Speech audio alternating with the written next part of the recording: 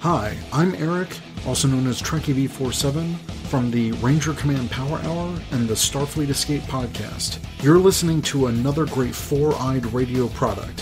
For more shows, check out foureyedradio.com. It's morphin' time!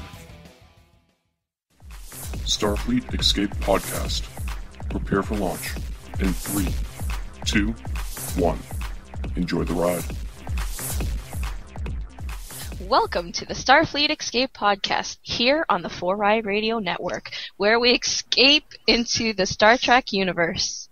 This is episode number 42 and is being recorded on June 27th, 2014. Today's topic, Star Trek conventions. I'm Ashley. I'm Aaron. And I'm Eric. This episode is brought to you by Raven Designs, illustration and design that fit your personality. For samples and inquiries, visit ravencruise.com.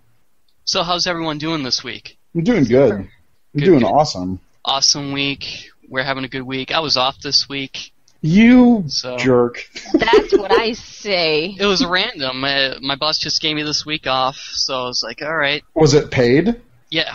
What? Yeah. Even more lame. That is lame. Oh, thanks, guys. Thanks, everyone. Love you, too. You know what the triple says about that? That's what he says. Exactly. Has anyone watched any interesting sci-fi this week that isn't necessarily Star Trek? Not really, unless you count Hell's Kitchen as sci-fi, which I don't.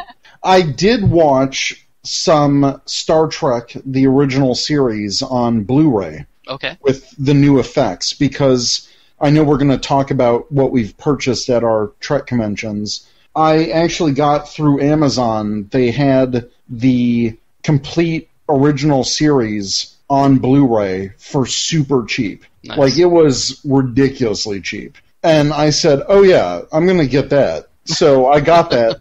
And I've been going through in viewing order on the original series. Cool. So I watched the first couple discs, and I love the remastered effects. They are excellent. And I really like the remastered, just the regular footage that they were able to clean up. But Star Trek has never looked as good as it does on Blu-ray. Right. It looks amazing, even the original series. Very nice, very nice. Oh, and I watched the newest Star Trek Continues. Oh, right. Yeah, episode. As did I. Which I hope that we do a review episode sometime soon of that. That'll be our next episode. Yeah, because that was pretty awesome. I have yet to see it. I should know that. Well, you can watch it and then be on the podcast again. Yeah, that's true. Woohoo! Indeed. But what about you guys? Have you watched anything sci-fi-ish? The only thing, I don't know if you would consider this sci-fi or not. Probably not, because Aaron is shaking his head. But I have watched Bones. I love Bones. They do some things that are like science fiction-y, because I know in the first couple seasons they had this like hologram thing. Right. I'm like, no, that doesn't happen. They still have that. She still has that. Yes, and we do not have that as a practical application. So that's sci-fi-ish. That's true. Ha. I suppose. What about you, Aaron? So there's this show that I discovered on Hulu. I never saw it originally. Okay. It's from the late 90s, and it's called Jim Henson's... Is that the storyteller? No, it's Bratz... something of the Lost Nebula. Oh, man. I've never even heard of that. It's on Hulu? I never heard of it either. It only lasted 13 episodes. Okay. But it was pretty cool. Jeez, what was the... It's Bratz... something... let me look it up really quickly. It's Bratz of the Lost Nebula. Bratz of the Lost Nebula. So it has puppets and some really bad 3D animations. Okay. I thought the story was pretty good. It's about these basically orphans that find this asteroid that is kind of alive. Huh. And it has a computer core that can move the asteroid, and it's about them going off and battling these evil guys. Wow. With these new ships and this asteroid that they found. It says the series aired on Kids WB in '98 and was canceled after its third episode in the U.S., but the remaining episodes were shown on Canada's YTV. Oh, okay. I think I saw one of those episodes, because I believe Aaron and I watched it on the bigger screen TV. Maybe one of the episodes. If that's what you were referring to? No. So another thing that I watched recently was Space Cases. Oh, I love Space Cases. Yeah. Which has the original Black Ranger, Walter. Yes, that Walter is. Jones. Right. Oh, wow. I didn't even realize that. Now I can see that because he was doing like flips and stuff in the first episode. Okay. All right. So that's on YouTube. If you just go on YouTube, you can find the episodes. But I watched the first 2 episodes, and I was like, wow, I like this show. And that was a great show. Peter David wait. wrote it? Wait, Space Cases is on Hulu or Netflix? No, it's not. He said it was on YouTube. Oh, YouTube. Yeah, I just searched it on YouTube. Yeah, Space Cases is great. Yeah, quality of the video capture was terrible because someone just recorded it off the TV. Yeah, but it was decent enough to watch. So I recommend that if you are able to watch it. When I was watching it, I was like, wait, that black guy looks familiar. That's what you said? Yeah, but I didn't know where he was from, and I was like, wait a minute, I watched some show with him, but I can't put my finger on it. And then when you said Power Rangers, I was like, oh yeah! That's the guy. Mm-hmm. It also has Jewel Stady, who was in Firefly. I don't think I watched that one. That was, she plays Kaylee. She was also in Stargate Atlantis. Huh. So, yeah, she's like the rainbow-haired chick. Yeah, I guess so. Yeah, okay. There was also her imaginary friend that in later seasons isn't imaginary anymore. Right. Ends up being on General Hospital. I don't know her name. Wow. Yeah, there's a lot of good actors in this show, surprisingly. Yeah. For a Nickelodeon random kid show. Nickelodeon shows were so awesome. Like Hey Dude. Hey Dude. Oh, Hey Dude was awesome. Salute Your Shorts. Yes. Oh, man. Wow. Classic. This is a flashback. Put them on Hulu. I'd watch them. I'd watch them again, too. Yeah. Are You Afraid of the Dark? Awesome stuff. Yeah, exactly. But anyway. How about some news? Getting back on track. Or back on track. Snap. Ba-dum-bum. So I don't know if you've seen this. You can explore the Galaxy-class Enterprise in pixel form. Wow. On pixeltrek.com. Have you seen this? I'm looking at it right now, and this is pretty much the best thing ever. It's flash-based, so you need a computer. You can't use your tablet. But use your computer, log into the site, and your data, and you can explore every room of the Enterprise. You can even go into the bathroom. Oh, yeah. Oh, my God. I just entered a Bolian's quarters.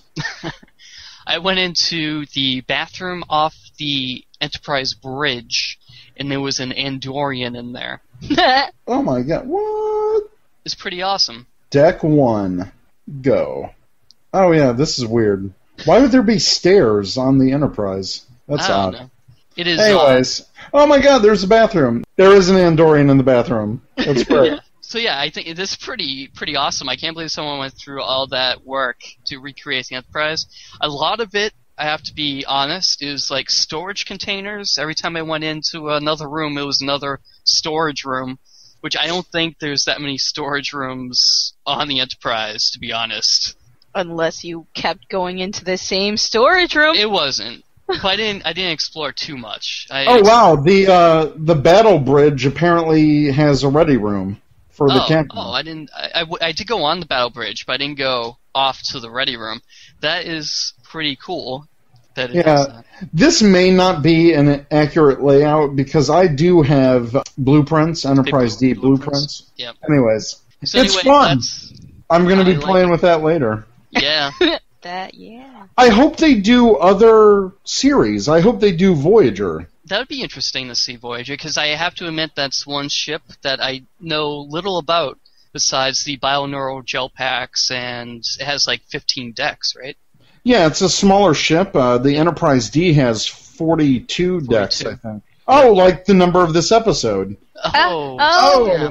See, everything's connected. It is. But they could easily do the Defiant, because the Defiant only has like 4 or 5 decks. Right. Or the NX-01. Yeah, that's That'd another be good easy one. to do. Yeah, they should do that. They should. Whoever spent the time to do this should definitely do that. Yeah. That'd be awesome. It's not like we're giving you more work to do or anything. Yeah. Go do this right now. Go. Do it. Put data on each ship. No, you wouldn't put data on each ship. You would put something else, like whoever was the character. Like, I would use the EMH. Excuse me. The EMH on Voyager. With his mobile emitter. With his mobile emitter. On the NX-01, I would use... I would use Phlox. Phlox, yeah. Maybe. I don't know. It'd be cool. Yeah. All right. So, are you guys following any of the World Cup? Nope. Me neither, and I hate seeing it. But the logo, according to some people, looks like a face-palming Captain Picard. It does. What? So... This? Oh, well, prepare yourself.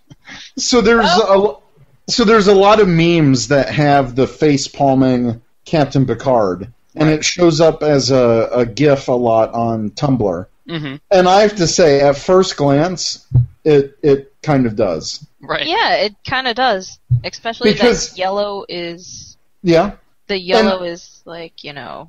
And the 2014 looks like his hair on the side of his head. Oh, yeah. And then you've got the baldness with the other hands. Right. Yeah, I think it's hilarious. Yeah, as do I. I think it's funny that people noticed that, and it's like Star Trek seems very popular nowadays. Again, like it was back in the 90s. Yeah. I just wish we had a new TV series to go on about, but yeah, that's another right. thing. Hopefully after 2016. Which is the 50th anniversary. Which is the 50th anniversary. We know we're getting Star Trek 3 Mm-hmm. in 2016. So hopefully after that movie, we'll have a series. I really hope so. Cool. All right. So next, we have a 4th Hallmark ornament has been added to the lineup this year. Vina, the Orion slave girl. Wow, well, George Pappy of the Green Girl movie should be very happy about this. I know, I wonder if his documentary spurred them to make this ornament. That would be amazing. We have to have him on again because they're starting to do screenings now. Okay, of yeah, the movie. definitely. So, yeah, I like green Orion slave girls, so... Right. I don't collect the ornaments. I know you do. So will you be picking this up? I think so. I think I would. This will be released in July, so sometime next month it's going to be released. Oh, wow. Along with, like, they usually have the sneak peek ornaments in July, so you can go and purchase them. So there's the other ones, like, I think Spock and the Horta is going to be one of them. Yeah, I saw that one. I feel like I don't want that one. Sulu I'll pick up, and there's another one. I forget what the other one is. I think the Vengeance. I'll pick up the Vengeance. Oh, cool. He has quite a ship collection for the tree. Aaron, you're so full of ship. Exactly. Not the first time I've heard that, Mr. Barry.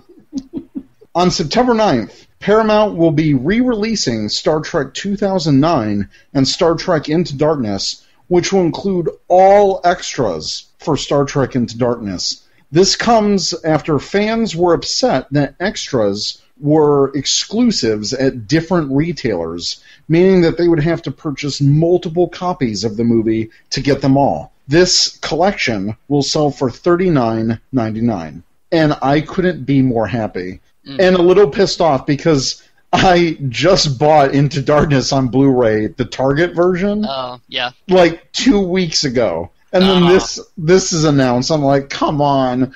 But I'm glad they're doing this because I think these retail exclusives are horrible. And we've talked about this before. Yeah. I was reading on Trek today. They may have a rebate program for people who bought previous versions of Into Darkness. I'll have to check on that. Oh, well, that would be amazing. Yeah, I have to check on that, so don't quote me, but...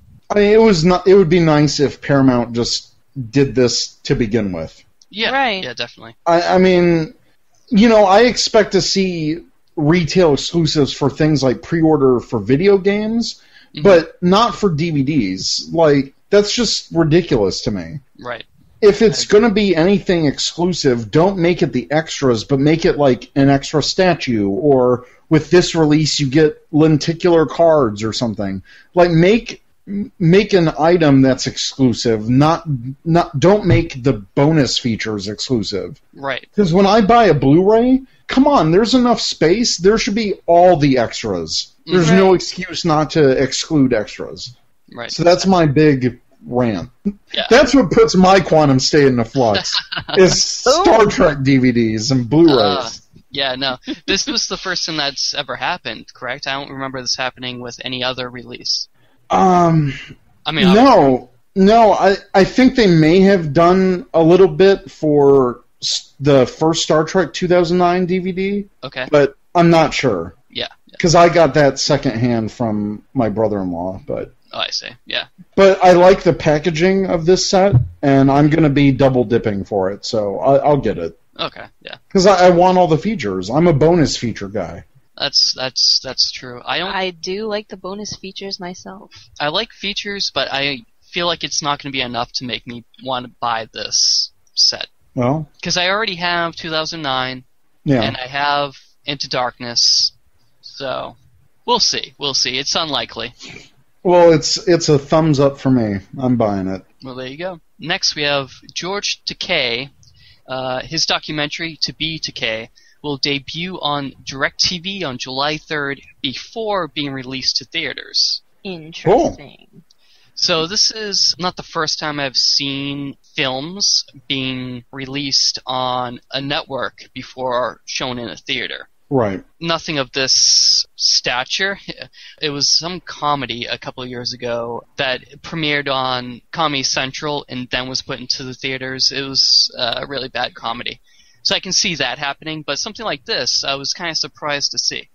Yeah, this is really cool. I like George Takei. I like him a lot. Mm-hmm. And I'm glad that some of the older Star Trek actors are doing these type of documentaries because, let's face it, they're not getting any younger. And the one that I saw in theaters for William Shatner, Shatner's World, I thought that was excellent.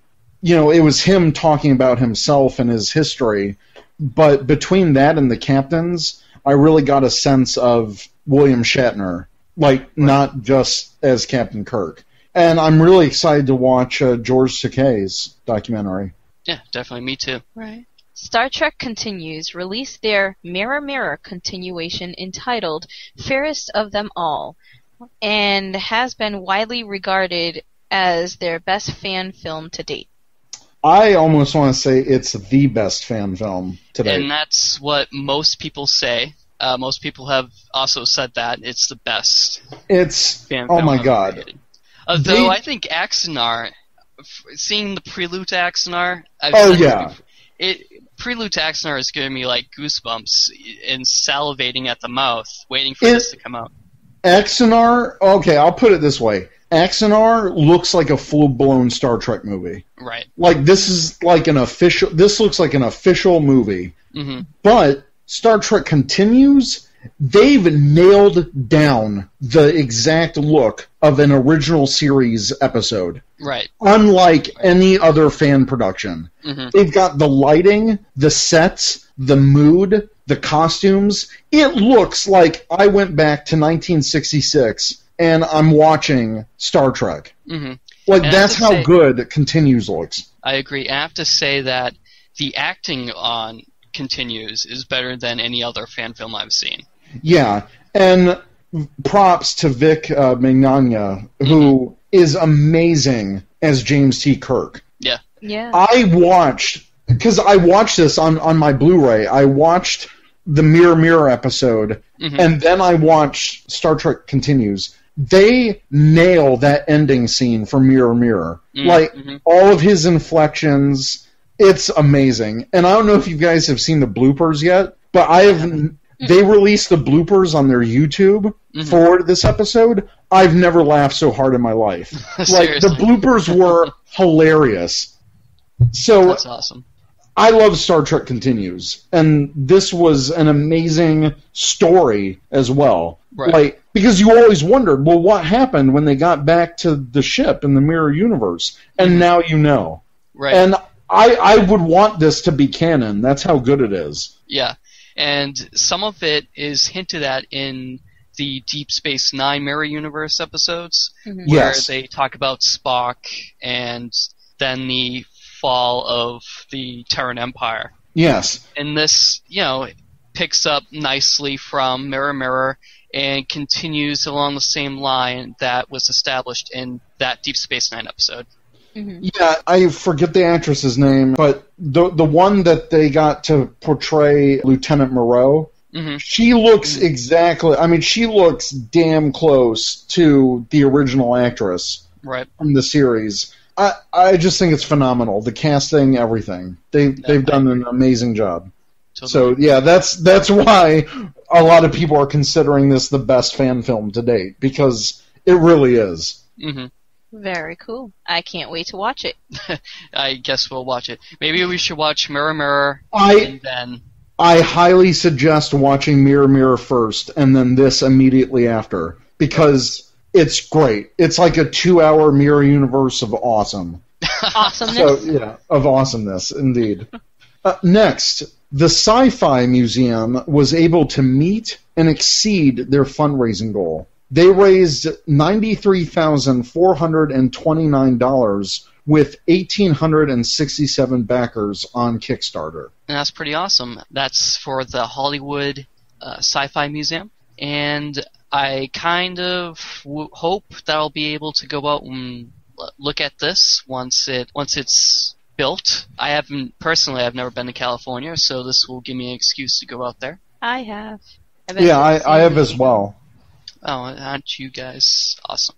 And I'm going to California later this year. Oh, for Power Rangers, right? For Power Morphicon. Morphicon. Will you have some interviews lined up or any kind of thing going on at Power Morphicon for your website? Well, slight plug, but yeah, Ranger Command Power Hour will be at Power Morphicon, and we're teaming up with the guys from Toku Nation, and we're giving people full coverage of the convention with some live streams and some more surprises to be announced. But yeah, we're definitely going to be having some interviews with whoever will talk with us, and we're going to try to do a live stream, kind of like a Saturday night room party. Okay. And we definitely have Kerrigan Mahan, who did the voice of Goldar, and we interviewed him, so he's totally on board for that. Nice. So it's going to be a fun time. Yeah, sounds good. Yeah. But yeah, Hollywood Sci-Fi Museum, I don't know why there hasn't been a sci-fi museum. Right? It does make sense. Yeah. I mean, they have sports museums, right? Yeah. Why not have a sci-fi museum? And it's not just Star Trek, it's all kinds of sci-fi. Oh, yeah. I mean, they're talking about, hitting every genre of sci-fi, so yeah. So this will be awesome. If this podcast ever makes money somehow, someday, we'll have to take a trip. Okay. Oh, goodness gracious. So we're never going to go. But... Good luck, everybody else. But hopefully. So next up, unfortunately, our podcast is released the day that this contest ends, but Star Trek Risa, the social media site, has a great contest that's going on. The contest requires you to, of course, become a member of the social media site, and all you have to do is post on the site with the hashtag HarryKim. So the prize for this, a video chat session with Harry Kim himself, Garrett Wang. Oh, wow.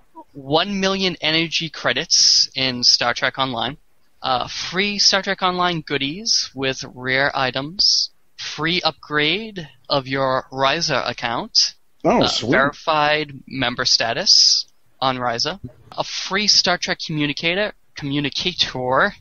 error, man, I'm trying to suppress my accent, error of your choice. So I don't know exactly what that means. If it's going to be a communicator in-game, or if it's going to be an actual communicator, or something on the Star Trek Ryza website. I'm not sure about that. I would hope it's an actual communicator. That'd be awesome. That would be awesome. Access to the Admirals group, which I'm guessing is Ryza, and access to the Ryza development website. Wow. So that's a lot, especially the main thing, being able to chat with Harry Kim himself. It's about a 10-minute chat session, which you'll be able to ask him whatever you want. But one question, if you had the chance, would you be too shy? Oh, hell no. No, I'm asking Aaron. In person, I may perhaps be. Online, no. I'm a little bit more open online, so I think I would be able to talk to him via chat. Okay. Yeah. Yeah, so that's cool. So I'm just saying, like, I wouldn't go up to him in real life, like, hey, yo, what's up, Harry? I wouldn't do that. I would. Especially since that's not his real name. No, it's not. Probably shouldn't do that. Yeah, don't do that. Yeah. But hey, if you're listening to the show, hi. He's not listening. Hello. Oh. How do you know? I don't know. You don't know. He could be one of the few listeners. Well, few. Few. Oh, sorry. Hey. We have quite a bit of listeners. One of the many listeners. Yes. Thank you. There we go. Thank you. Thank you. This will be Ashley's last appearance on the Starfleet. It's gonna hit you. You know that, right? Ow. Ow, you hit me pretty hard. So yeah, that does it for the news. So moving on to the next segment of the show. Would you buy it? So yes. Eric, I would, because I could have used this last week, and thank you for posting this on Twitter. No problem. Ashley? So if you follow me on Twitter, you would know what we're talking about. Go ahead. Maybe not. But I would. So what are we talking about? The Star Trek Borg Cube Whiskey Chillers. They sell for $24.99, and you just keep the cubes in your freezer and pop them in your drink when needed. You don't have to worry about ice watering down your adult beverage. So or your not so adult beverage. Oh, your not so adult beverage. That's true. That's a good point. Or if you wanted to put it in milk. That's a not adult beverage, yes. Yeah, or Coke. Yes, some soda. At Quark's bar, I'm sure he uses this when the humans order root beer. Oh, of course. Yeah, I'm sure he just drops them in. So this is a 6 Borg whiskey chiller cube set. Each one has a face etched with the Borg insignia, officially licensed by Star Trek. It includes the Borg box, the chillers, obviously, and one Star Trek carrying pouch. It's made out of steel, hand wash only, and naturally, they're 1-inch cubes. Cubed, like a Borg ship. Let me open up this link so Ashley can look at them. Look how awesome that is, Ashley. Yeah, no. She's not a true fan. Well, see, if I get it, then we're gonna be doubling up. Well, then you could have enough. You could have enough for two whiskeys going on. See, I don't drink whiskey. You can or drink whatever beverage. Yeah, your milk. You drink For milk, 2 I'll milks. drink whiskey, and we'll all have a good time. Are you sure you're gonna drink whiskey? No. So 2 milks. So that's 2 yeses and 1 no. I would totally drink the whiskey. I would use this for its intended purpose.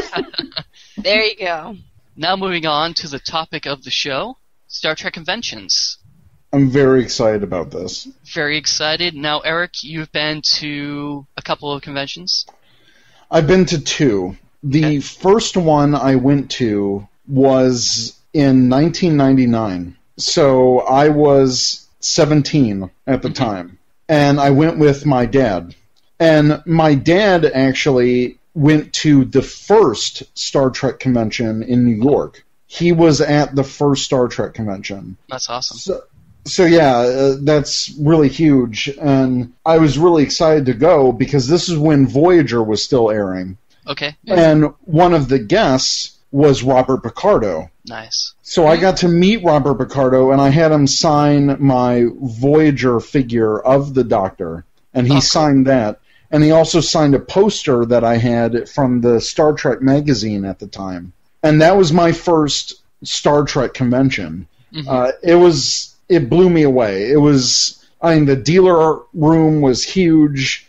There were so many people there. I had a blast with my dad. We only went for Saturday afternoon, but it was a lot of fun. So, and it was hilarious seeing all the guests and all the stars talk. And actually, Ethan Phillips was also at that convention. Oh, cool. And him and Robert Picardo were singing, and it was great. I don't actually have any pictures from that convention. I think my dad might. I mean, that was just so long ago. Right. So that was my first Star Trek convention experience. And, yeah, I hadn't even graduated high school yet. So, essentially, I was still a kid. I mean... Right, for all intents and purposes. Right. Yeah, for all intents and purposes. And...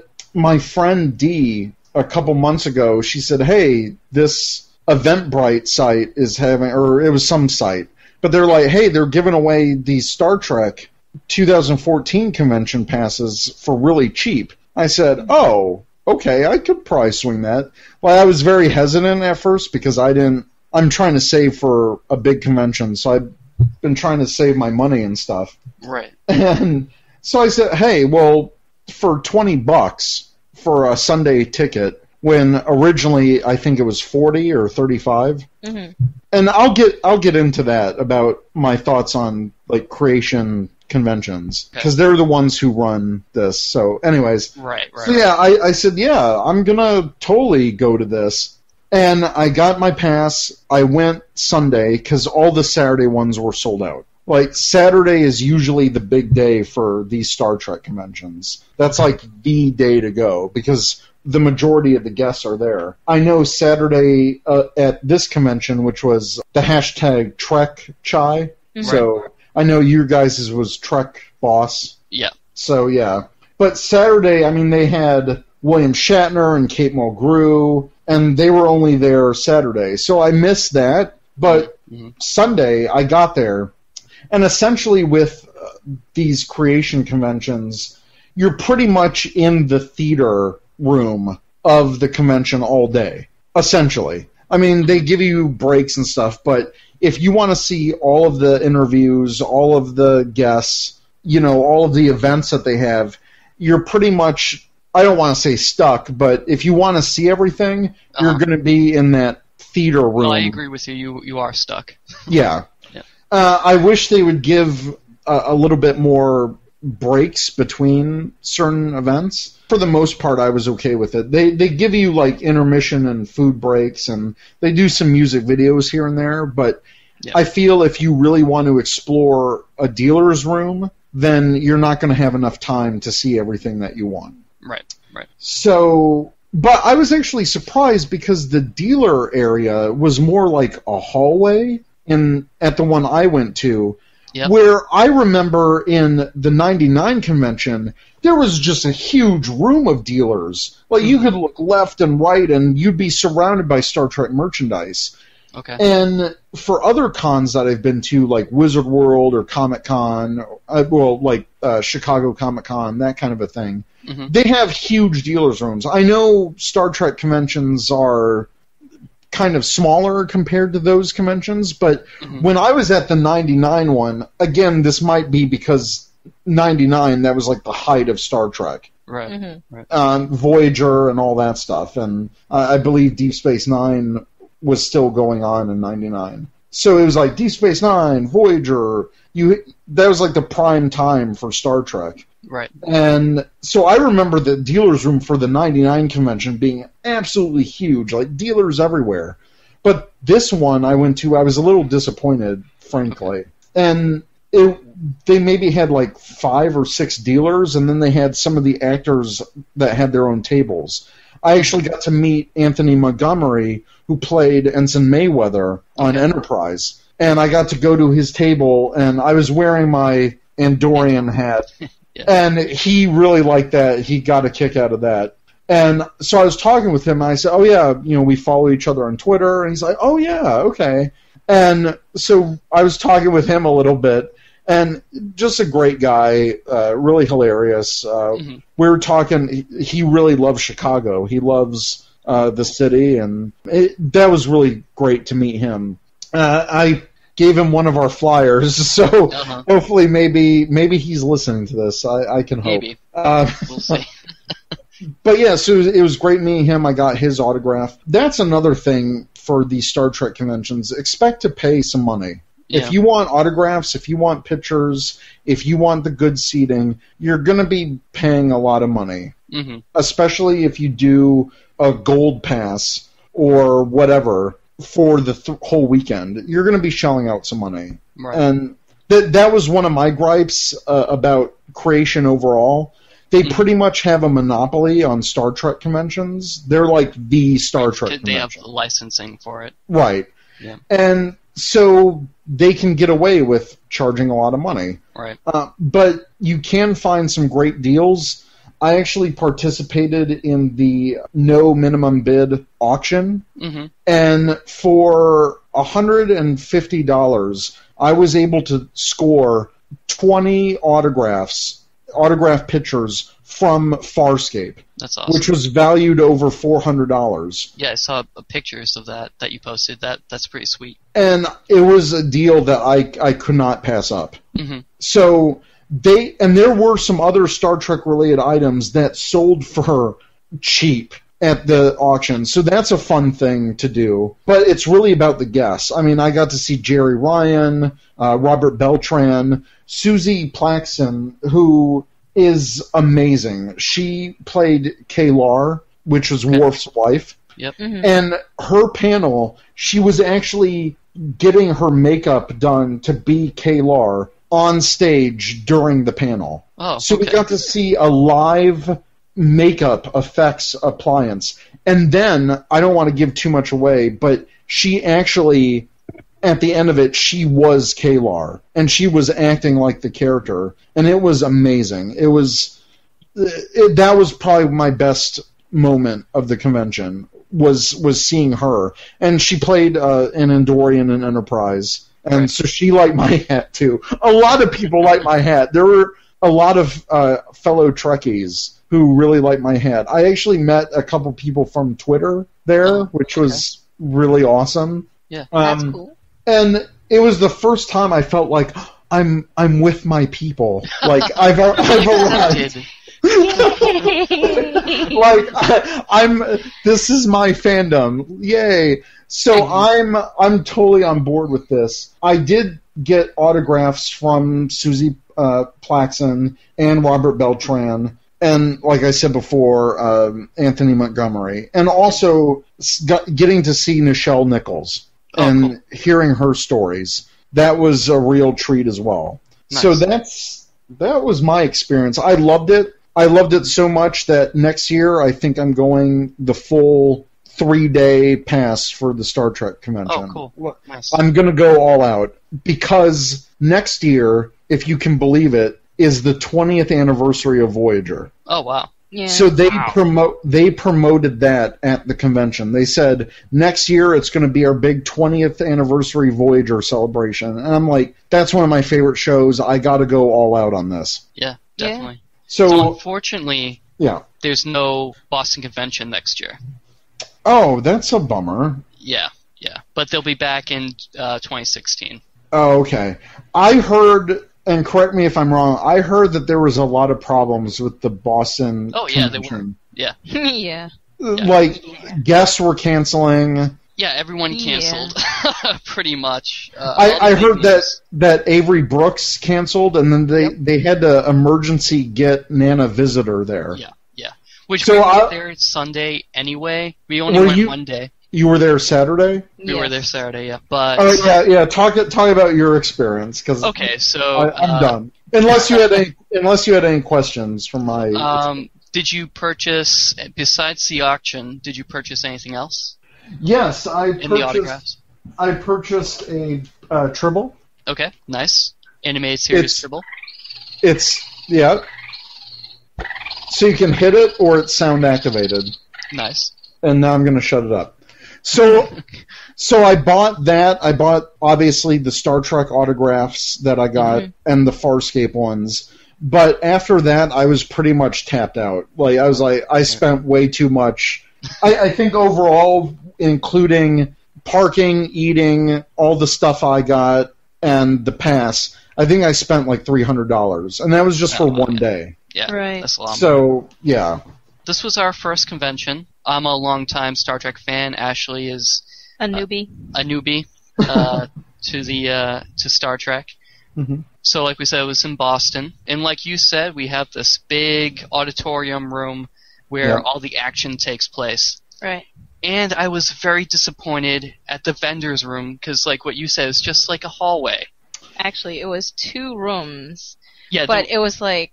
But the main room, at least for me, and probably for you guys too, the main room, it was all, like, the creation stuff. Like the T-shirts and the autographs. No. Like, they had... for us, they had, like, a room where there were some vendors, but it was mainly, like, that's where they were selling all the convention shirts, and that's where they were selling the autograph pictures. Here's another thing.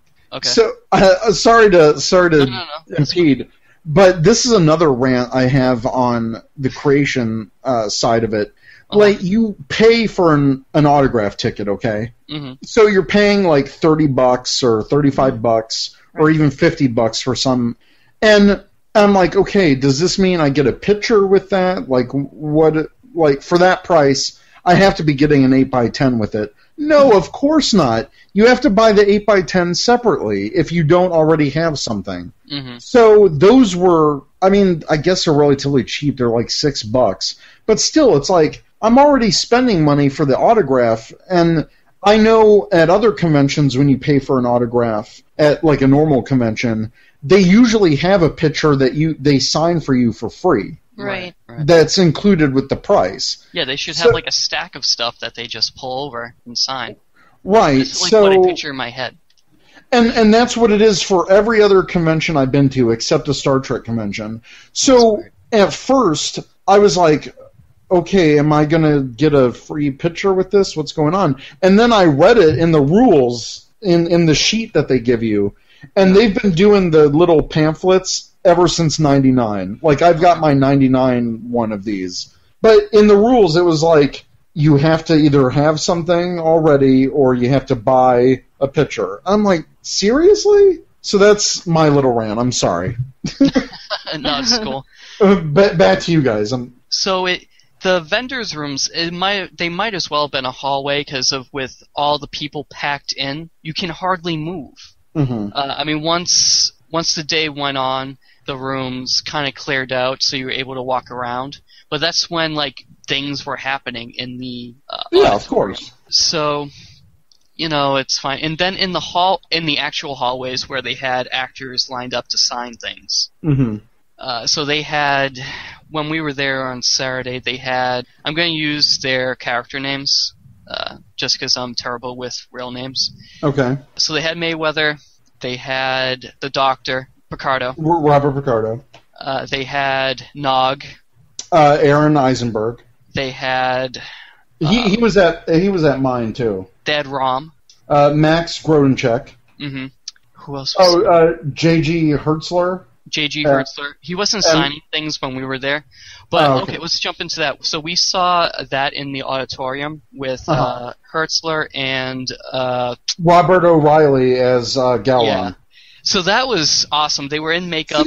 They were at mine, but on Friday, so I missed that. I was like, oh man. No, they were awesome. That was probably the best part of the convention. They had me cracking up. It was... And were they in full character? Full character. Full character. Oh, man. Oh. I got a picture. It's on Facebook. I'll have to check it. I'm excited, too. It was awesome. I was like, oh my god, this is so funny. So they're like, next time we want a full-size bird of prey to come down. We'll come off of that. And a pastrami sandwich. Pastrami sandwich. And we're like, yes, we'll get on that. That's awesome. They were also drinking a Sam Adams on stage. Well, of course. Sam Adams, a local brewery, if you were unaware. And they were in character. They were answering questions. They came out into the audience a little bit, not too much, but came out into the audience. Then they were talking, and it was pretty cool. It was pretty cool to see that. And they were talking about how Gowron's dead in the series. Right. How he's no longer Chancellor and stuff. They were kind of like making fun of each other. Because of that.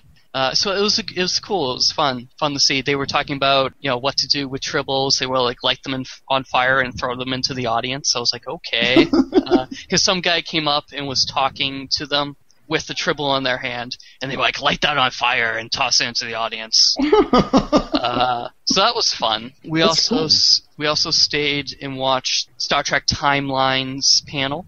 Which was cool. Interesting. I was unaware they're a local company from Framingham, so it's like an hour's drive from here. Oh, wow. From where we are. Mm-hmm. And it's not live? It's not live. Not yet. It will be browser-based, iOS, and Android. So cool. Played on those. So basically, whatever you have, you can play it in. And it's going to be about exploration. So it's not going to be like, oh, I'm out here and I'm going to be firing at things. There'll be some of that, but not. The game won't revolve all around that. Right. So it's more like exploration. Right. Yeah. And I hear that you can pick your own characters, like Picard can be your number one. Basically, you're the captain as far as what I was getting at? Or? Yeah, so you can have whoever you want as your crew members. That's why it's called Timelines. You can pick characters from any era and use them as your crew. So you can have Kirk as your Helms officer, Picard as your tactical officer. Right. Mix and match whoever you want to be part of your crew. And they have right now, you can become part of their bridge crew. So that will give you, some in-game bonuses if you sign up on their website. Mm-hmm. Oh, wow. So if you go to disruptorbeam.com/games/star-trek-timelines/bridge-crew, you can sign up with your email address, and you can become part of their bridge crew, and I think you get like a tribble in the game or something. Oh, wow, a tribble. That's awesome. Yes. So it sounds really cool. Some of the graphics that I saw were pretty awesome. I am actually looking forward to it because it's something that I would actually play, I think, since it is iOS-based. Mm-hmm. Me too. So it's free to play. Right. Which, is important, I guess, because I'm not going to, pay money. Unfortunately, I can't, pay a monthly fee to play these games. But they will have in-game things that you can purchase, like other free-to-play games. Very nice. So overall, it sounds pretty cool. I've reached out to them. I hope to get an interview with them soon, so we'll see. Oh, one thing I forgot to mention.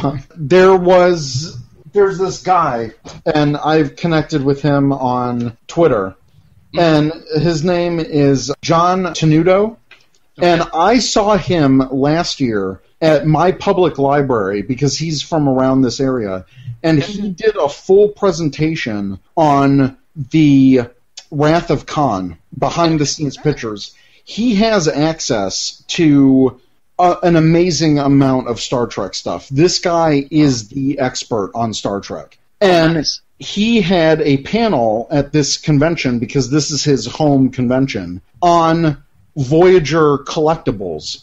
So he did this whole presentation on all the collectibles of Voyager, from action figures to Hallmark ornaments to TV Guide and all that stuff. And so I actually connected with him when he did this library event last year, So hopefully we can have him on as that would be cool too. Yeah. This guy is the expert when it comes to Star Trek. Like, I thought I was knowledgeable about this. No, he's the man when it comes to this stuff.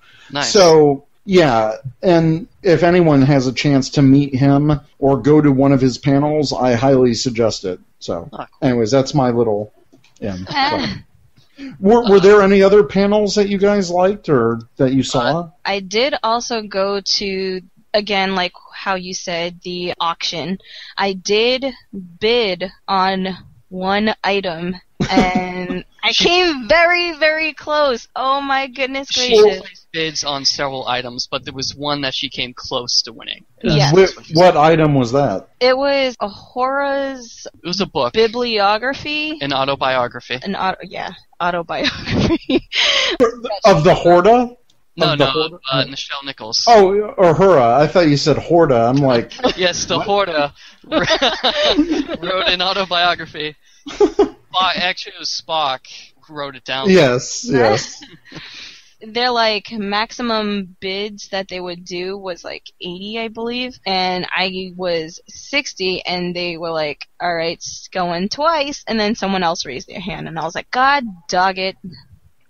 Yeah, so God dog that it, didn't indeed. happen. I didn't bid on anything. There was one thing that I thought was hysterical though. They had it was from the motion picture. They made these alcohol decanters.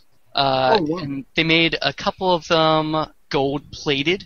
It was Spock decanter. The guy was pushing this thing like, "Oh, this is so rare. You're not going to see another one of these. We only had a couple of them to begin with." And like that went up for auction. It was 100, maybe it might have went for 180, $200. Wow. In the vendor room, they were selling one for $75. Actually, Oh. Exact same thing, selling it for $75. Oh. I was like, oh man, that guy's gonna be pissed if he goes into this room and sees he could have gotten it for $75. Yeah, I thought the autographs that they had at these auctions were a great value, and obviously they were from past Creation conventions, because Creation does like Farscape and Stargate and Buffy and all these other conventions. Right. So, well, I thought it was cool. I thought it was a great value, what I got at least. Yeah, right. They did have something from Xena, and I guess this year their licensing with Xena ends. Oh, yeah, because they've done the Hercules and Xena conventions for years. right. Yeah, so I guess that's ending. Well, if you're a Xena fan, get on it. Yeah, I think it's the 20th year anniversary of Xena or something like that. Yeah. Wow. So Everything has 20 years lately. yeah, It's crazy. like our childhood is now We're old. on a go. We're old. Yeah. So is there anything else? Well, how long were you guys there? Were you guys there the whole day? No, Or we part were of the No, day? we got there, I think, at 11. We were there something. at 11, and we left around 6. Yeah, about 6. Essentially, that's a full day, because I know they open at 10, at least the one I went to. It was open, I think, at 8 o'clock. Yeah, they had some early people. there. Yeah. So we didn't stay for. They had a costume contest. We didn't stay for that. Oh, okay. Chakotay was there. Oh, we and stayed. We did. Robert see Beltran. We did see, yes. Yeah, we did see him. Yeah, and we saw that. That was kind of funny. He's hilarious, isn't he? He was hilarious. He was definitely, like you said, hyping on the fact that he didn't get many lines. Yep. Yeah, he was saying that. I was like, oh, Eric was correct. And it was kind of funny because, like, there were some questions that always reflected around him and the captain. And it was just, like, all the time. And 7 of 9, I think that's her name. Yeah, right? because they had the relationship with 7 of 9. So, oh, yeah, they talked about that, too. Yeah, so people were basically asking him, like, hey, how would you have liked a relationship with Captain Janeway? And then people were alluding to there was a relationship off camera, like in universe. So he called Janeway a bitch at this convention. Oh really? Oh. Yeah, he's like, oh yeah, she's a complete bitch. Yeah, no, he was like, oh yeah, Janeway and Chakotay were getting it on all the time. You just didn't see it. Yeah. Oh, yeah, Robert Beltran, this is the first time I've seen him at a convention. He is hilarious. Yeah, it was funny. That was funny. I was amused. Someone asked him, what was your favorite thing to cook? And he was like, what? What? And eat. What was your favorite thing you like to eat? And he was like, why do you want to know that? I know, like, what kind of question is that? So I guess he's a terrible cook from what I'm getting from his answer. It was funny. It was funny when I met him in the autograph line, and these autographs, they're like, I mean, they're chucking along, they're moving people, so you don't have a chance to like really talk with them. Mm-hmm. But he was signing mine, and he pointed at my head, and he's like, "What's that supposed to be?" I said, "Oh, it's an Endorian. It was an alien not on your series." And he's like, he kind of like laughed and nodded, and then. It was hilarious. He's like, oh, okay. And he just kind of like laughed and nodded. I'm like, yeah, not on your series. Oops. Well, that's understandable. It was barely on any other series except for Enterprise and the original series. Right. And kind of on Next Gen, but not really because of that bad. But mentioned a lot in Deep Space Nine. Yeah. Never seen. Anyways. There you go. Let's talk about some of the things we bought at the convention. Well, I did purchase this Tribble. Yay, another Tribble! It's a yellow and black spotted Tribble, and you basically just whack it. Yeah, this one is not sound activated. You have to actually, Yeah. beat Whack it. it. You have to beat Yeah, so we actually asked the vendor which Tribble sells the best. And he was like, all of them. Nice. So we were asking him, like, what colors were more popular. He was like, all of them. All of them sell. Oh yeah. And the one that I went to, people were lining up. I had to get in line to get a Tribble. Oh, wow. Really? They were selling out. Oh my goodness. I got the website of it. It was www.tribbles.com or something like that. Don't look at me. Yeah, they actually have... well, this is Tribble Toys. Yeah, TribbleToys.com. TribbleToys.com. Yes, that one. So it's licensed. This is licensed Tribble stuff right here. Mine too. Okay. Now, before you continue on to your... well, she also bought this T-shirt that she's wearing. Oh, nice. What does it say? Living the high life. Oh! It's like very, very light. I love that. That's so cool. And she bought something else, but we'll save that for last, because... What? Man, we'll save that for last. Okay. So... Oh, wait. I did buy a decal for my paddle. It's for my sport that I do. It's dragon boating. Oh, okay. Wow. Yeah, so she bought a sticker to put onto her paddle. Right. That's awesome. Yeah. So what was the sticker? What was it? It was the Star Trek. It's the Starfleet insignia. Oh, okay, cool. Yeah, so that's pretty cool. The one with the command emblem in the middle. Yeah. The elongated star. That one. Did you buy anything, Aaron? Yes. Yourself? I held back considerably because the moment I walked into the vendor's room, I'm like, I want to buy everything that's here. There was one thing I really wanted to buy, but I couldn't bring myself to spend the money. It was the Next Generation Bridge playset. Oh, man. I so wanted to buy it, but he was selling it for like $150. Whoa, you could probably find that cheaper on eBay. Just saying. I told him that he should negotiate, and obviously he doesn't want to listen to me. So I didn't buy it. There were other things there, but I bought, like I've said on the show before, I love the Klingon Bird of Prey. One vendor was selling collector's plates for just $10. Oh, wow. So it's the Bird of Prey from the Voyage Home. The one that they actually flew in. Yeah, yep. HMS Bounty? Isn't that what they called it? Yeah. Yep. So it's in San Francisco Bay, like hovering above the bay. Oh, cool. And I'll show you Eric. And I guess I'll post a picture on yeah, I guess I should post a picture of my swag. Actually, I did. I'll just pull that from Twitter. So, here we go. Oh, that's awesome. Yeah. That's really cool. Yeah, so there's, unfortunately, she didn't have the certificate for this. Okay.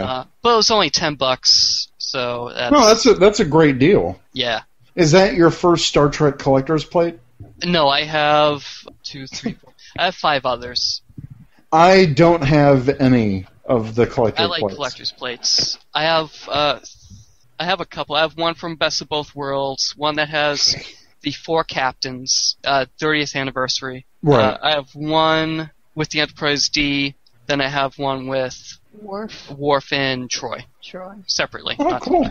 Cool. And I also bought the QMX communicator, the one from Deep Space Nine Voyager. I'm going to call it the Star Trek Generations communicator because that's when it was first seen. So, and it's actually very good quality. The magnet does go through clothes. It's actually pretty strong, this magnet. Oh, wow. So let me show you the backing. It kind of resembles the Delta symbol. Oh, that's interesting. Yeah. So it kind of matches up with the body. Oh, nice. The magnet itself is a round magnet, and they combine together.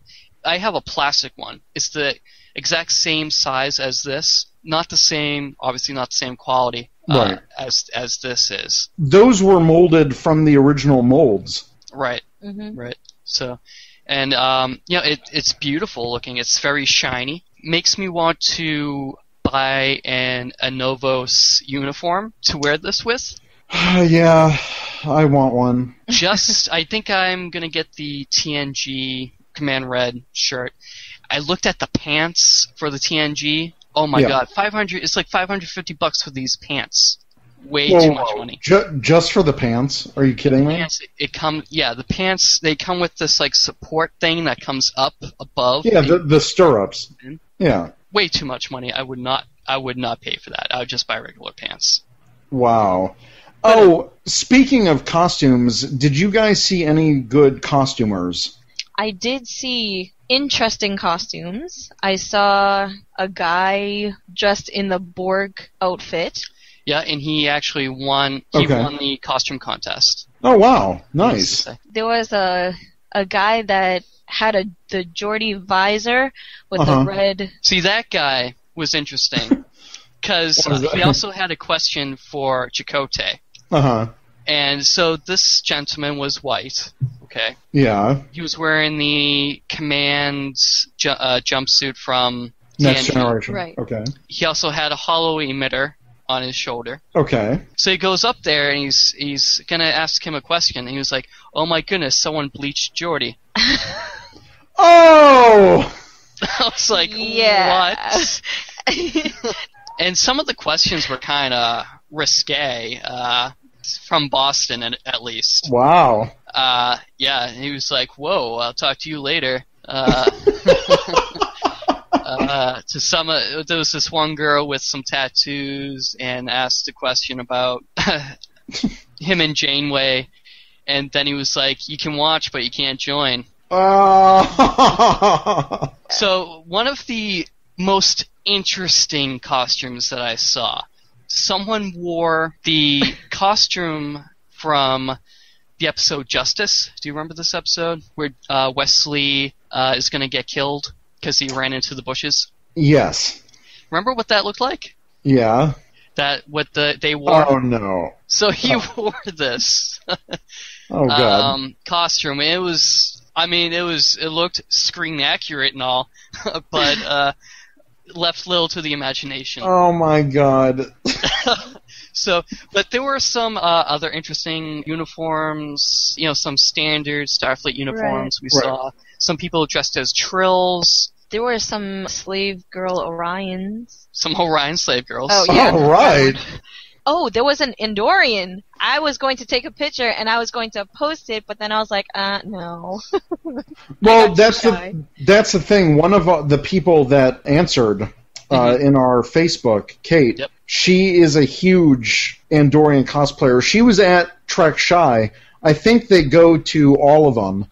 But I missed seeing her because she was there Saturday and I didn't see him. But from the pictures I saw from Trek Shy, there was a lot of there was at least 3 Andorian cosplayers Wow. on Saturday, and my plan is I'm gonna go full Andorian. Are you going to dye your beard white for that? I would, yeah. You would? Oh, that would be awesome. If you do go as an Andorian, you have to. No, I would actually dye my hair. I wouldn't use a wig, although I might need to use a wig just because of the prosthetics. Yeah. I would either grow out my hair a little bit or get like a Andorian cut style wig. But I joined the Facebook group. It's called the Andorian Mining Consortium. That's awesome. Oh, goodness gracious. And that's the group that Kate runs, and they are a group of Andorian cosplayers. So I'm committed to this because I did email roleplay on a Star Trek sim as an Andorian character for years. So I want to dress up as him. But it relies on Anovos coming out with a First Contact uniform. So they haven't released one yet. Okay. If you go as an Andorian, I want a picture. There'll be so many pictures of me in that costume if this happens. Don't worry about that. Was any other interesting costumes? One person was a Klingon, and she did a pretty decent job. Didn't see that one. Oh, I saw it. She was with that Vulcan. There was a Vulcan there. I didn't see that either, I don't think. I just see 7 people as of people. 9. There was a 7 of 9. Yeah. Oh my God. There were a couple of 7s. There was this little girl, 4 years old, that dressed up as 7 of 9, and Jerry Ryan tweeted it. It's like one of her most, like if you see Trek Shy, if you type in Trek Shy on Twitter, it's the top post. It's her and the little Borg girl. Oh, she was adorable. It was so great, and it was great to see kids join in to the festivities, I guess. So I saw a lot of kids dressed up, which was fantastic. There's a pretty good 7 of 9. There's someone dressed as a Borg cube. So there was a Borg cube on their head.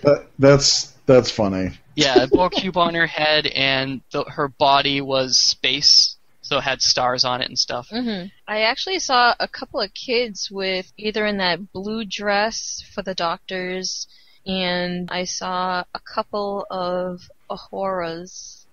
So anyone who's in a command, in a support uniform from the original series, you'll call Uhura. Anyone, so she'll just call them by a character instead of calling them as a division. And I saw a couple of Spocks and a few Kirks. Oh, there was a Merry Universe Kirk. Oh yes. That was nice. A couple of people dressed in a variant of the newer style uniform, so it's gray top, color undershirt, black pants, but it was in the style of the Wrath of Khan uniform. So it had like a rank insignia thing that came down that was held up the shirt. It was actually pretty cool. I have to ask them where they got that uniform, because that was, if they made it, it was outstanding, because there were 2 of them that had that kind of uniform. Wow. It was pretty good. I must say, I've always been impressed by Star Trek costumers. They do a fantastic job. Yeah, and some of them, like that guy that wore that Justice uniform, he has to have a lot of cojones. Like, I couldn't wear that uniform. I wouldn't wear that because I would be too self-conscious. And that's another thing I want to bring up. People that go to these conventions don't have to be afraid of people making fun of them. They can feel at home with other people that like Star Trek. Right. It's inclusive. You don't have to worry about being made fun of at these things, which I think is great and speaks to the fandom. Probably in other sci-fi conventions as well, this is true. But I think Star Trek, the spirit of Star Trek, is seen within that. Definitely. You know what really amazed me? When I first walked in there, I didn't even know what to expect, I thought that the Star Trek community here in Boston wasn't big at all. But when I got there, I was just like, holy crap, there are a lot of people. And people, this is probably the closest convention to people in like Maine, Vermont, some of the other states that surround Boston that don't have the big enough cities or the areas to house this kind of convention. Right. So there were people coming down from Vermont and Maine that I joined the Facebook group. Someone made a New England Star Trek fans Facebook group. And it's basically everyone that went to this convention is a member of this group. And there were people from all surrounding New England that went here. So there are people at the Star Trek convention I went to that were from different parts of the world. There was people from England. Really? Oh yeah. I think there's one person from Germany that was there, and Denmark was another one. Like it's international. Yeah. Wow. So Ashley's holding the item that I wanted to save for last. Okay. Now, I was holding back. I didn't want to spend too much money. Okay. She spent way more money on this than I would imagine she would spend. Well, I first asked the guy, like, how much are you willing to let this go for? And he was like, well, make me an offer. Me at the time, I didn't really want to spend over $100. But. So she started at 100. I was like, 100? And he was like, he had a pause, and then he was like, how about 150? And then I was like, I was really debating on saying 125. You should have. I was like, you know what? It's a great deal. So I gotta see what this is. So it's the 25th anniversary Star Trek plate signed by 6 of the actors. Are you freaking kidding me? Holy crap! So it's without the Doctor. It's without Dr. McCoy. Yeah. So signature. Well, you're never going to get that. Before Kelly passed away. Before he could sign this. So we have George Takei. We have oh my God. Walter. Okay, for 2 of those people, you can get their autographs for $150, maybe. Oh, there you go. That is a fantastic deal. We have William Shatner, Leonard Nimoy, Nichelle Nichols, and James Doohan. Who also passed. Yes. Yeah. Yep. Okay, yes. You seriously got a fantastic deal for $150. That's what I thought. I was like, you know what? If I say 125, he's probably gonna say. He probably could have said yes, but no, this was a great deal to begin with. Oh my gosh! Yeah, that's incredible. I think you got the better deal at 150 than I did for. I would trade all my Farscape autographs to get that. I went. Oh my God, that's awesome. Yeah. And this was like something I really liked because my favorite character, as I'm sure all of you guys know, is William Shatner. I wanted something. Well, William Shatner is definitely a character. But yeah, I really wanted something that was. Wow. Yeah, so I looked online after she bought this. I looked online for just the plate. So the plate itself, the 25th anniversary, I believe it is. Right. Itself was selling between one site was selling for $75, another was selling for $150. Oh my God! Oh my God! That's incredible. That's incredible. Yeah.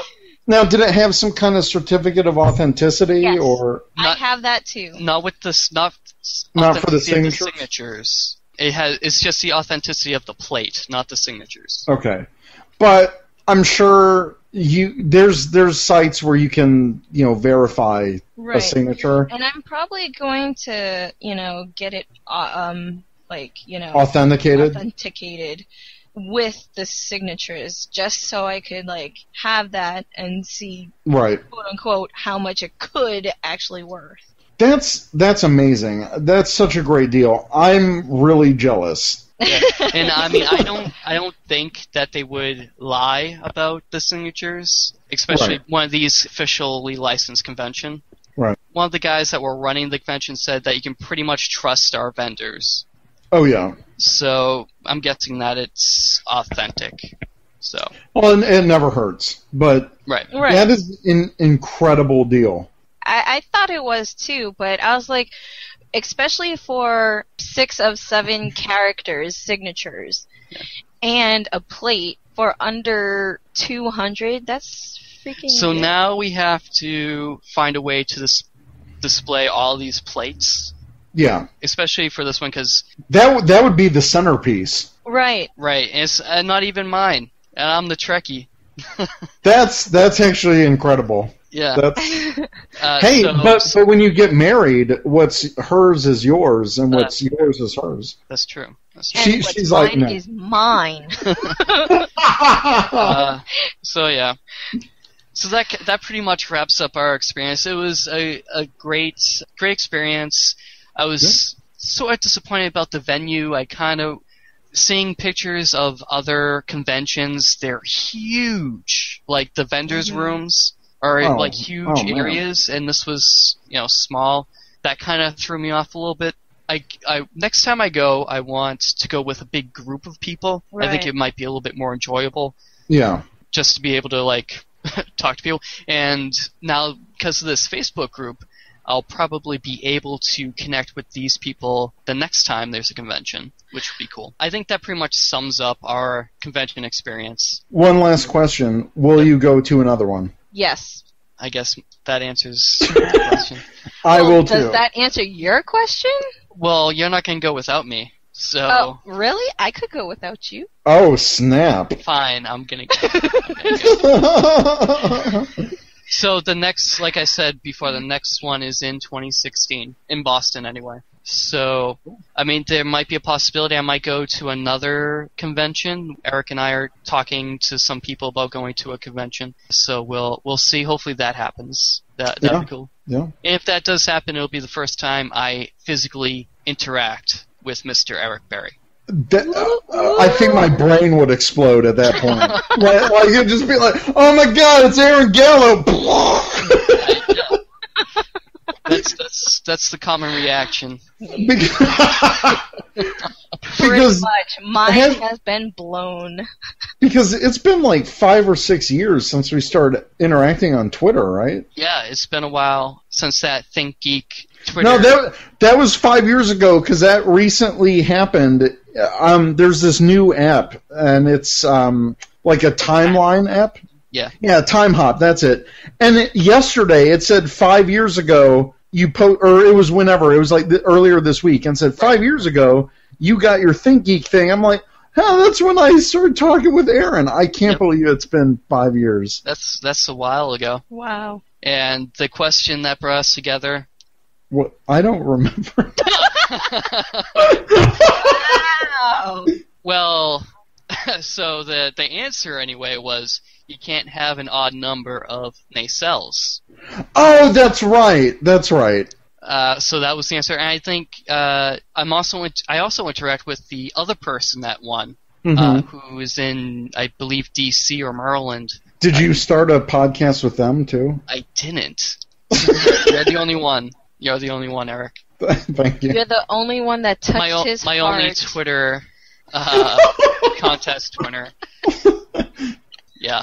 So that's cool. That's good memory to share with the listeners out there. Yes, Yeah. Good definitely. memory. So that's cool. Speaking of memories, let's get into our Subspace Channels question, which is, have you ever been to a Star Trek or sci-fi convention? What is your favorite memory? So on Twitter, we have Robert J. Polak, who said, or at D21Beast, going to the Star Trek experience and talking to a Klingon about how to prepare Targ and Gah is a favorite of mine. That's cool. Very nice. Next from Facebook, we have Emily Druin. I want to say your name is. I'm sorry, Emily. I'm terrible at pronouncing it. Yeah, see? I can't even say it. Pronunciations. What? This was my first Star Trek convention. I went as a vendor with Ellipse Comics. My favorite memory was meeting Rom, Max Gronacek, and giving him a signed copy of my sci-fi comic book and having my pick with him. And Wow. we saw her in the vendor's room drawing. She was like drawing caricatures. Caricatures.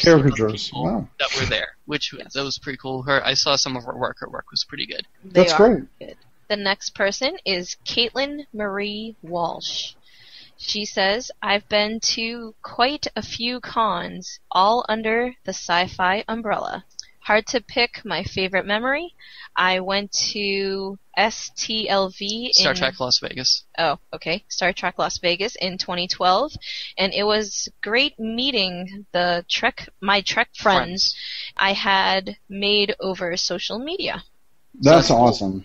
And I think if we go to another convention, the people that I've met over social media, hopefully we can interact with them. Right. Yeah, that's in the amazing. future. And you did that. Yes. Yeah. Well, actually, it was kind of funny because I was live tweeting at the show, Mm. and someone just saw, because I posted everything with the Trek Shy hashtag, Okay. and someone was like, oh my gosh, did you pass the tribbles, and did you play bongos with them? I'm like, what are you talking about?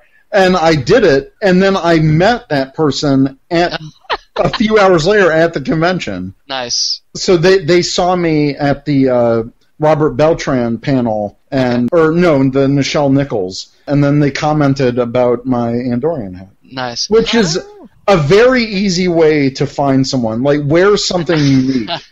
Because people will be like, oh my god, I love that. Hey, it's you. So, yeah. True that. I wanted to tweet, but it had literally no reception. Oh, that sucks. So Sprint, apparently, at the Heinz Convention Center in Boston, is terrible reception. But AT&T is awesome. That's great. Next, we have Anthony Lamberti, who said, this weekend was my first convention. I've loved Star Trek as long as I could remember. I have so many memories from this weekend that are so fantastic, it's hard to pick a favorite. I will say one thing I really loved about going was meeting everyone who loves Star Trek as much as I. Wow. I think that's one of the main reasons for going to these conventions. It's Right. not for... Yeah. You know, it's kind of about seeing, like, the actors and maybe buying some merchandise, but I think interactions with the fans, seeing the fans dressed up, I think is cool. Yeah. Right. I like that And too. like I said, it was like I felt like I was surrounded. It's like, I've arrived. These are my people. Sure, It's a good feeling. One of the funny things in line when we first got there, Ashley was like, you don't look like a Star Trek fan. I was Yeah. like, okay. I was like a fan in disguise, because everyone, when I was there, like when I first got there, everyone was dressed up, like all in uniform and all that. And Aaron and I just so happened, well, I considered myself a new fan, but not really a fan. So I was like, you don't really look like a fan. I had a Star Trek t-shirt on. I wasn't like, you know, there in a baseball cap, like, oh, no, hope no one recognizes me. It wasn't anything like that. I took that as to mean I looked kind of cool, but now I don't know how to take that. But anyway, let's move on. I'm not too cool, by the way. I'm not too cool. Sure you are. Next we have Eric Dewey of the Four-Eyed Radio Network. He says, the only official Star Trek convention I've ever been to was when I was fairly young. I remember loving it, though, mostly because I got to meet my biggest crush, Marina Sirtis. Also, my mom bought me a model phaser, which was a big deal to me because I wasn't allowed to have toy guns. And he's mentioned that before in prior podcasts, which I think is awesome, that the phaser is probably the only toy that has a setting that isn't meant to kill you. Right. Next, his mother actually answered, Lucy Dewey, who says, Marina Sirtis was there and Michael Dorn showed up unexpectedly. Fun. That's so pretty cool. awesome. Yeah. The next person is Lisa Clark, sorry if I messed up your name. She says, I've had a lot of fun at the cons I've been to, but the best memory isn't a good one anymore due to how things change as people grow apart, but I'm looking forward to new adventures at them in the future. Does that count? And yes, that does counts. count. Next, we have Kate L. Hayes-Hewer. She's the Andorian cosplayer I was talking about. Mm-hmm. She said, I'm having trouble narrowing it down to one favorite. Haha. Here's a few.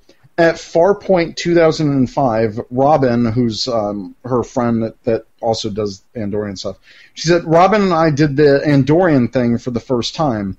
It was our first sci-fi convention, and we were so excited to meet Jeffrey Combs. We got his autograph, had him sign our copy of Dr. Mordred, and got a photo with him. Then we got back to our room, realized we told a friend at home that we'd give Jeff a high five for us, so we ran back, and Robin got him just in time as he and Lolita Fajo were about to leave. Wow. At Dragon Con 2012, Robin and I just attended a Battlestar Galactica panel, and we're talking about how hot we thought Temo Penkett was, specifically how we didn't think he was that good looking on the show, but he was stunning in real life. We were walking out on the sidewalk, and Temo, who evidently had been walking directly behind us, passed by. Oops. Yes! And this past Dragon Con, we were followed by a film crew to be on an episode of MTV's True Life, which you can see on their website, on Okay, I'll have to check MTV TV's website. And they said the best part was driving down to Atlanta from Charlotte while the cameraman was hanging out of their passenger window going 80 miles an hour to get good shots. We had GoPros in our car and kept talking about how excited we were for the con and for Adrian to be in the Star Trek pageant. Unfortunately, the whole road trip thing got cut, but it was a pretty standout memory. Okay, well, that's cool. Yeah, so we have kind of a mild celebrity going on, fan celebrity. Yeah, she seems pretty awesome. Yeah. Yeah, and I was so bummed that I missed her at Truck Shy. I was she dressed up on Sunday, so we missed her dressed up. So we might have seen her on Saturday, but we wouldn't have known. Right. Really. I mean, Andorians are pretty hard to miss. Hard to miss, yeah. Next we have Will Smith. Oh, wait a minute. Is this the same Will Smith? No, but he says, please pardon the copy and paste from my Trek Geeks bio. I think I'm following them on Twitter, Trek Geeks. But this is the best one I had, my first and favorite convention memory. So remember, this is copy and paste, so it's in third person. He attended his first Star Trek convention in the late 1980s in Manchester, New Hampshire, thanks to the kindness of a Star Trek cast member. Bill was a teenager and had no money to attend the convention. He was just hoping to get into the dealer's room to find some cheap collectibles. He was standing alone in the lobby of the hotel ballroom, looking out the window to see if his ride had arrived when there was a tap on his shoulder. When he turned around, he was standing face to face with a smiling George Takei. Oh. Who asked him, "Are you going inside?" Takei was referring to the main ballroom where he was about to appear before the assembled Trekkies. Bill explained that he didn't have enough money to attend, to which Takei replied, "It's all right. I don't think anyone will say anything if you come in with me. Come on, let's go." Wow. With that gesture, Bill sat in the last seat in the last row and felt at home. That was until he went outside and found his mom had been waiting in the parking lot for 45 minutes to give him a ride home. That is an amazing story. Oh, that's my God. Great. Wow. That's awesome. And, George Takei, he's an awesome guy, obviously. Who else would do this? Not William Shatner, that's for sure. Exactly. You don't know that? I know that. I know that from experience. There you go, see? William Shatner. Oh. Just because you're in love with William Shatner. What? The next one is Christopher Callaghan. It was my fantastic honor to have a drink at the NYC Hotel Bar with James Doohan? Scotty. Oh, cool. And a couple of friends before his appearance on stage in the early 80s. He was so gracious, so funny. We so lucked out to be there when he showed up. No crowds, very calm. What a memory. Oh, that's fantastic. That's cool. That is cool. It would be cool to interact with these people outside of the convention. Right. I think some of the Star Trek actors in Boston, I saw pictures on Twitter and Instagram of them at local bars. I was like, oh man, I wish I was at that bar.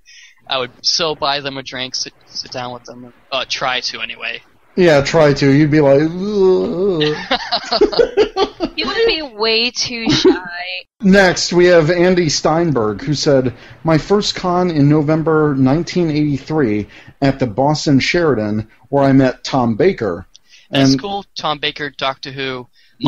My favorite Doctor is Tom Baker. Oh, wow. With the long... The scarf. Scarf, yeah. Him. And the crazy hair. Yeah, the crazy, fro hair going on. Next, we have from Google Plus, Tom Osborne, who says, unfortunately, my military career and training has made me very uncomfortable in large crowds. While I'd love to have the convention experience, especially the panels, I'm afraid I wouldn't react well in that environment. Sorry, Tom, but thank you for your service, and yes. At least you're still able to enjoy Star Trek, right? Even if you can't go to the conventions, right? Hopefully, maybe some Star Trek actors. Hopefully, they do some maybe smaller events that people can go to. So who knows? Right. Next, we have a answer from Star Trek Risa from Richard Evans. He has never been to a convention, but he's going to his first one in October. So right. I hope you have fun. That's the Star Trek Destination 1 in London that he's referring to. So that's cool. Yes. Thank you, Richard. Okay, so also we have a new kind of thing for future entries. If you want to send in an audio entry, you can go onto the website. If you record an MP3 or a WAV file, you can upload that, and we can have your voice on the show. Just ask you to remember we have a no swearing policy, and just make sure your response is clean and don't be a jerk, basically. Don't be a jerk, and we'll be happy. We'll try to get, depending on how popular this is, we'll try to get as many of your responses on as we can. And basically give you a ton more editing work. Yeah. Okay. So next segment of the show, what puts my quantum state into flux? So, T'Pol's uniform. Unlike any Vulcan uniform or clothing style we have ever seen, T'Pol wears a skin-tight uniform for her duties aboard the Enterprise. After she resigns her commission with the Vulcans to remain on the Enterprise as it went to face the Xindi threat, T'Pol's uniform goes through some changes. Her new uniforms are found in a variety of colors, but are adorned with the Enterprise mission patch, Starfleet rank insignia, and department piping along the shoulders. What is this?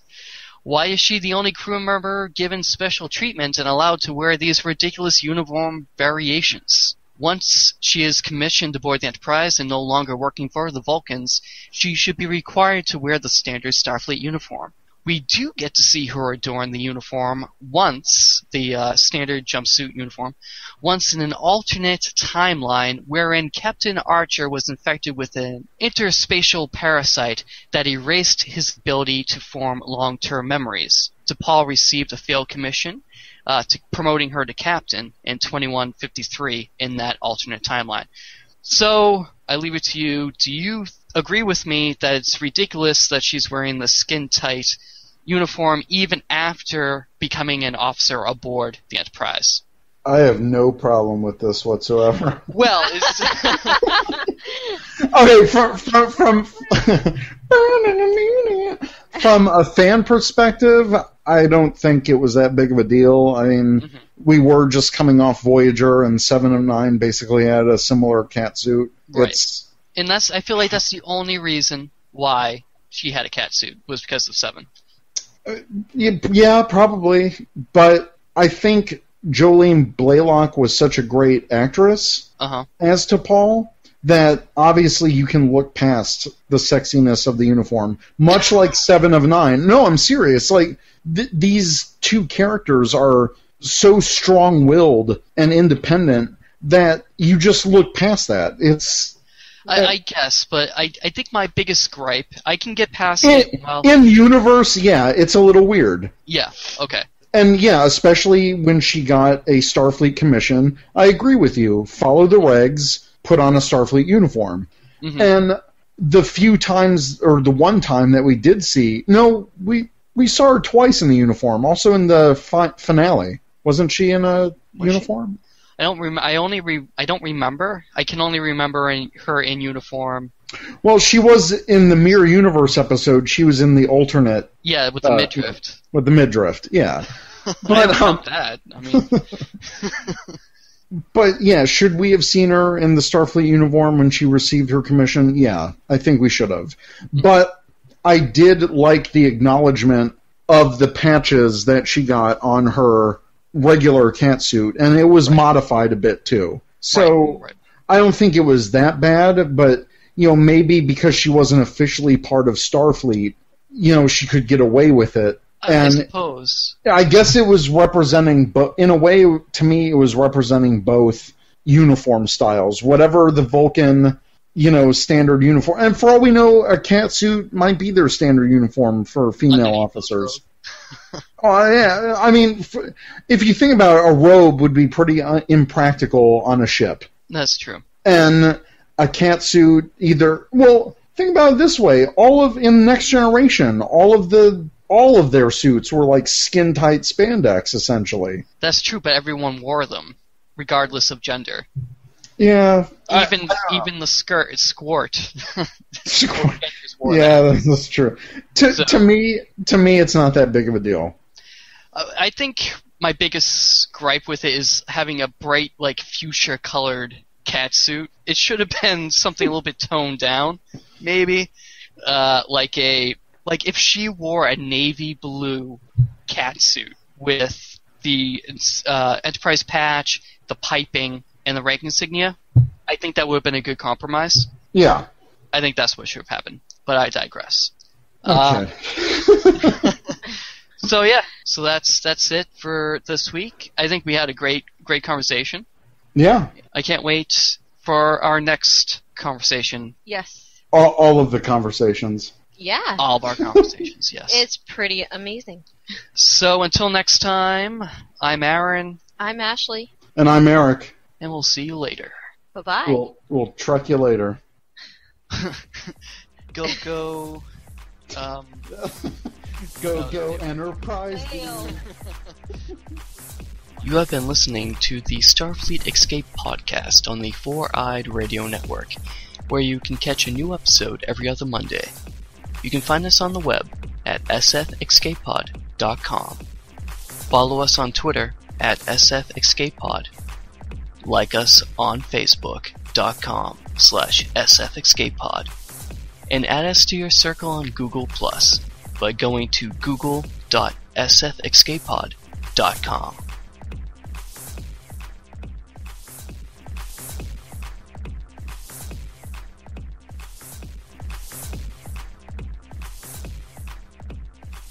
This has been another proud production of the Four-Eyed Radio Network.